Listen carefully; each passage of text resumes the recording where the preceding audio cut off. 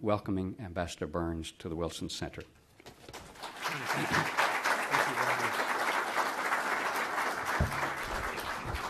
Tony, thank you very much for that kind introduction. It's a pleasure to be here at the Wilson Center. Thanks to all of you who are here.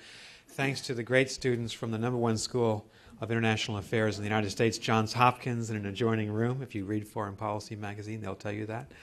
And it's a great pleasure to be with all of you. I was very pleased to see Lee Hamilton, a man for whom I have enormous respect for the contributions that he's made to our country and continues to make. I'm very pleased to have been introduced by Tony Harrington, who was a great American ambassador to Brazil and who remains very active in this region in leading the American discussion about our new strategic partnership with Brazil, and very happy to be here with Paulo Sotero. We were just together in Brasilia, and we've been talking for the better part of the last year about this new relationship and how we should stimulate a public discussion of it. And on that basis, I'm very pleased to be here at the Wilson Center. I do want to say a word about Hala Esfandiari. I think it's very appropriate that Paulo would have opened the meeting in tribute to her. There are 4 American citizens being held in Iran. They are private Americans. They do not belong to our government. They have no connection to our government.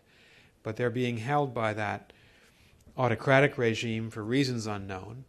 Their families have to wonder about their welfare every day. Some of them were forced to appear on television a couple of weeks ago, and we all pray for their release. And we hope and pray that the Iranian government will act in a civilized way to release them to their families and to let them do what they want to do, and I'm sure is to come back here to their home in the United States of America. 4 Americans being held against their will on trumped-up political charges. There's also a 5th American, Robert Levinson, who disappeared on Kish Island in Iran on March 8th of this year. He has not been heard from since. We have inquired on 5 occasions to the Iranian authorities about his whereabouts, and they deny they know anything about him. We care very much for these 5 Americans, including Robert Levinson and their families, and I think it's appropriate that the Wilson Center would not forget their colleague here, Hala Esfandiari. Ladies and gentlemen, I wanted to speak to you this morning and say a few words about Brazil and the United States and our new strategic relationship. Try to be mercifully brief in what I say in my prepared remarks. And then I look forward to a discussion with you and look forward to your questions. I am a career diplomat.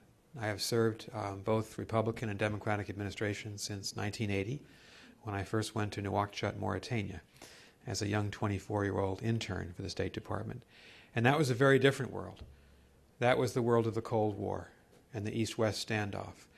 And I think one of the casualties of that long Cold War was the fact that we had policies in the developing world, in parts of Asia, certainly in Africa and in Latin America, where the Cold War rivalry between the East and West blocs was played out. We now, fortunately, have seen the end of that war. We've seen the liberation of 300 million Europeans from communism.